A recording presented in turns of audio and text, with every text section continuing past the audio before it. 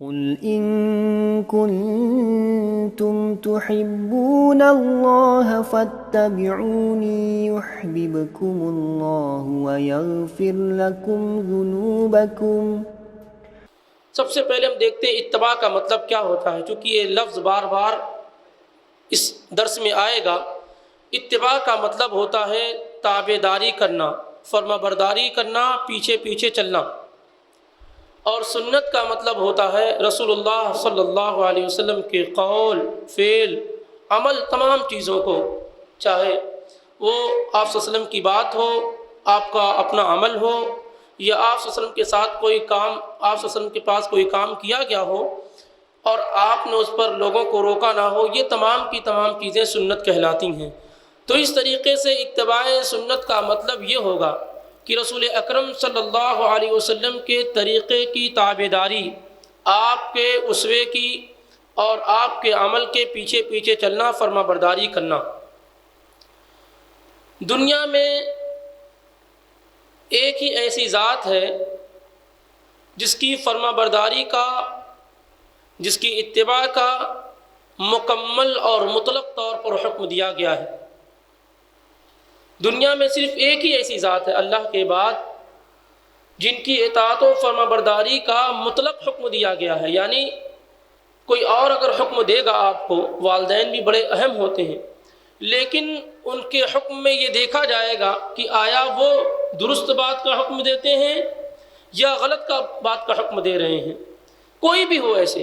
لیکن رسول اللہ صلی اللہ علیہ وسلم کی اطاعت و فرما برداری مطلق طور پر کی جائے گی،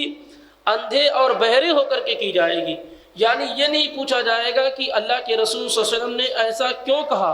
یا ایسا کرنے کا کیوں حکم دیا۔ جب آپ صلی اللہ علیہ وسلم نے حکم دے دیا، اس پر عمل کرنا واجب اور ضروری ہو جائے گا۔ اور رسول اللہ صلی اللہ علیہ وسلم کے بعد جتنے بھی لوگ ہوں گے، سارے لوگوں کی اطاعت و فرما برداری رسول اللہ صلی اللہ علیہ وسلم کی اطاعت و فرما برداری پر موقوف ہوگی۔ یعنی اگر کسی آدمی کی بات رسول اللہ صلی اللہ علیہ وسلم کے بات کے موافق ہوگی، مطابق ہوگی، تب اس کی بات قبول کی جائے گی۔ اگر اس کی بات رسول اللہ صلی اللہ علیہ وسلم کے موافق اور مطابق نہ ہوگی تو پھر اس کی بات قبول نہ کی جائے گی۔ یہ اس لیے کہ اس دور میں ہمارے ہاں غلط فہمیاں بہت زیادہ ہیں۔ یا یوں سمجھ لیجئے کہ ہم نے نبی علیہ الصلوۃ والسلام کے مقام اور مرتبے کو صحیح طریقے سے پہچانا نہیں ہے۔ ہمارے بہت سارے بھائی ایسے ہیں جو رسول اللہ صلی اللہ علیہ وسلم کی باتوں کے مقابلے میں اوروں کی بات کو بھی پیش کرتے ہیں یا انہیں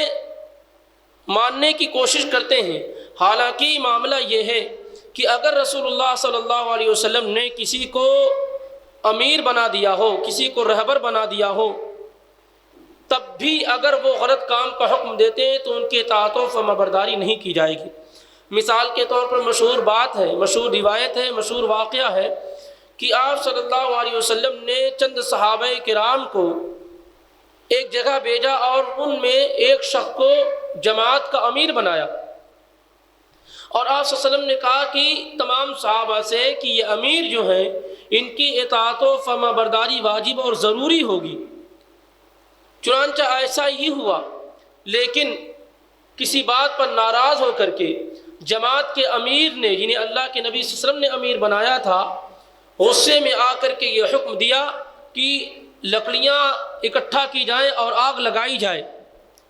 اور اس کے بعد سارے کے سارے لوگ اس آگ میں داخل ہو جائیں۔ تو بہت سارے لوگ اس کے لیے تیار ہو گئے کہ آپ صلی اللہ علیہ وسلم نے جماعت کے امیر کی بات ماننے کا حکم دیا تھا، اور بہت سارے لوگ اس بات کے لیے تیار نہ ہوئے، اور انہوں نے کہا کہ اسی آگ سے بچنے ہی کے لیے تو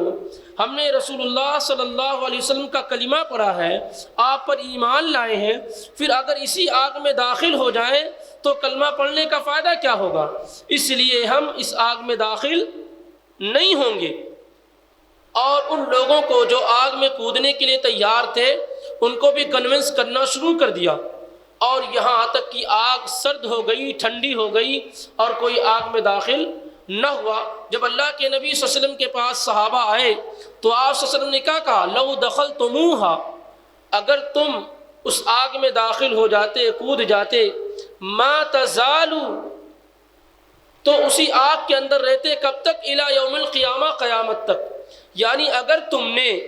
اپنے امیر کی بات مان کر کے اس آگ میں چھلانگ لگا دی تو ہمیشہ اسی حالت میں رہتے قیامت کی صبح تک۔ پھر آپ صلی اللہ علیہ وسلم نے قاعدہ بیان کیا، لا طاعت فی معصیت الخالق یا فی معصیت اللہ، اللہ کی نافرمانی کر کے کسی بھی انسان کی اطاعت و فرمانبرداری نہیں کی جائے گی۔ انما الطاعت فی المعروف، اطاعت و فرمانبرداری صرف معروف کاموں میں، بھلے کاموں میں کی جائے گی۔ معلوم یہ ہوا کہ جس سے اللہ کے نبی صلی اللہ علیہ وسلم نے امیر بنایا تھا، رہبر اور قائد بنایا تھا، تو ان کی اطاعت و فرمانبرداری مطلق طور پر نہیں کی جا سکتی ہے، تو وہ حضرات جن کو اللہ کے نبی صلی اللہ علیہ وسلم نے نہ لیڈر بنایا ہے، نہ رہبر بنایا ہے، نہ قائد بنایا ہے، تو ان کی اطاعت و فرمانبرداری رسول اللہ صلی اللہ علیہ وسلم کے مقابلے میں کیسے کی جا سکتی ہے؟